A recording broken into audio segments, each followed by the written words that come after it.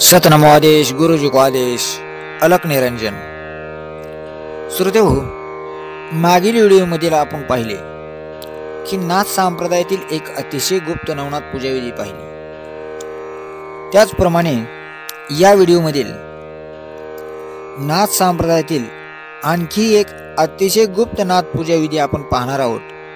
तोपर्यंत चॅनलवर नवीन असाल तर चॅनलला सबस्क्राइब करा, लाईक करा, शेअर करा, कमेंट करा आणि व्हिडिओला क्लिप न करता व्हिडिओ संपूर्ण पहा, म्हणजे मी जे पूजा विधी संपूर्ण सांगणार आहे ते तुमच्या संपूर्णपणे लक्षात येईल।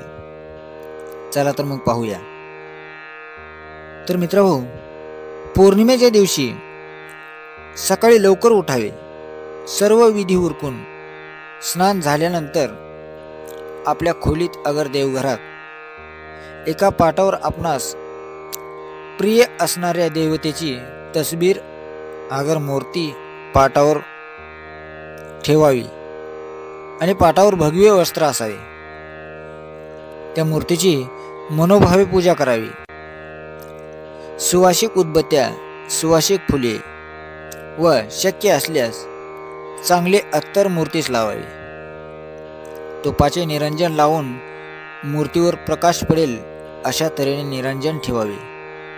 नंतर एक खापर काळ्या मडक्याचा तुकडा घेऊन त्यावर गेरूने तर एक लाल रंगाचा तुकडा असतो, तो वाण्याकडे मिळतो।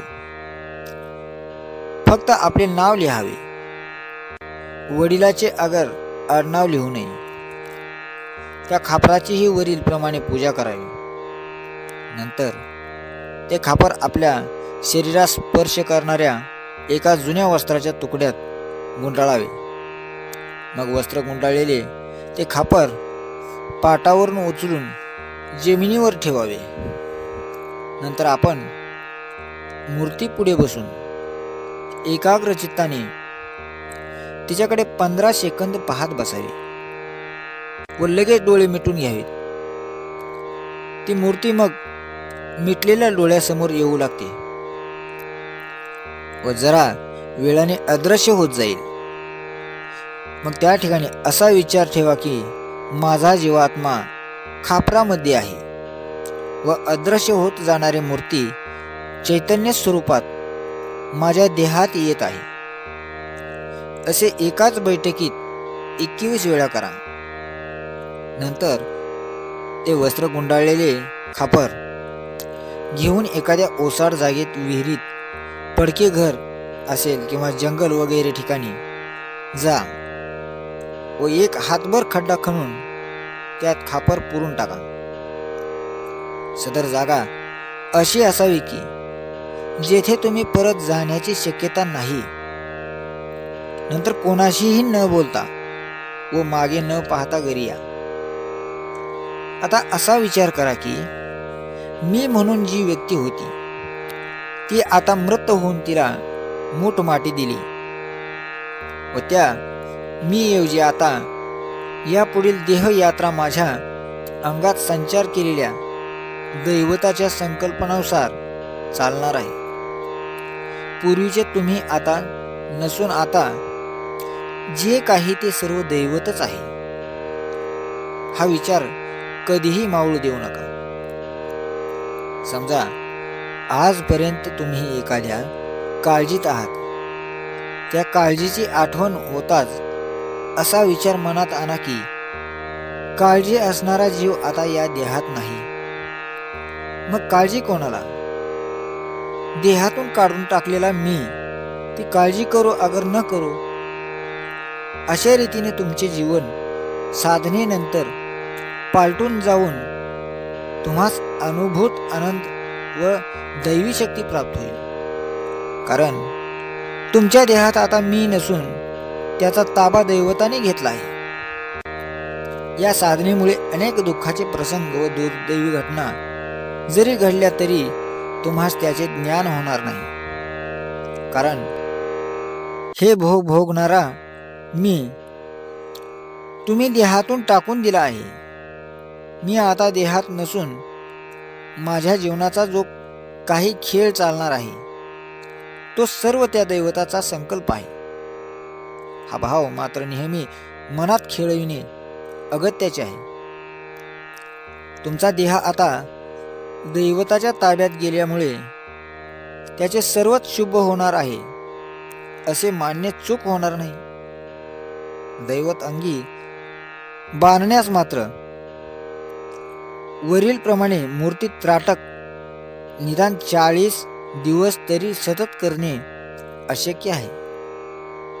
40 दिवसानंतर आपण निराळीच व्यक्ती आहोत असा अनुभव येईल.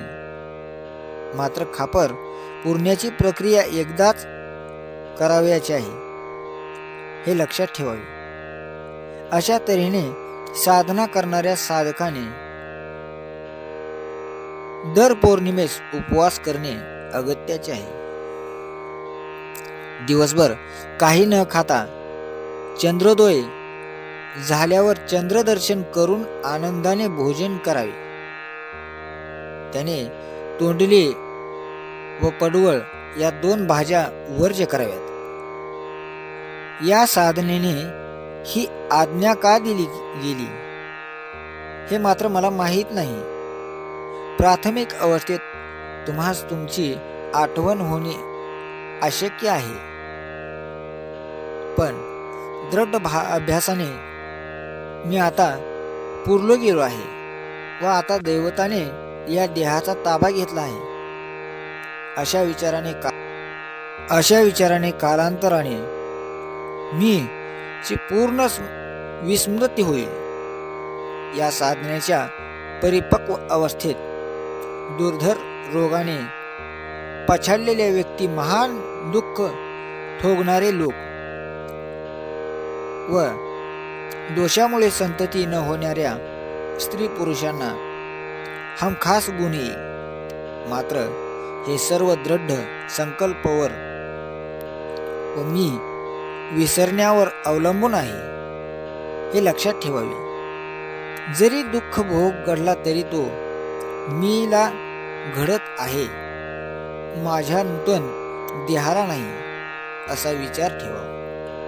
या विचाराने महान दुःखे व संकटे याची काहीही झळ न लागता निघून जाईल यात संशय नाही.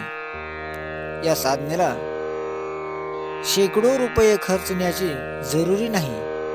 मंत्र, तंत्र, यंत्र, पूजा वगैरे अवडंबर नाही.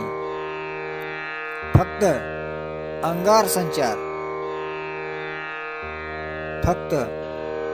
अंगार संचारलेल्या दैवतावर पूर्ण श्रद्धा व मीची पूर्ण विस्मृती होणे अगत्याचे आहे.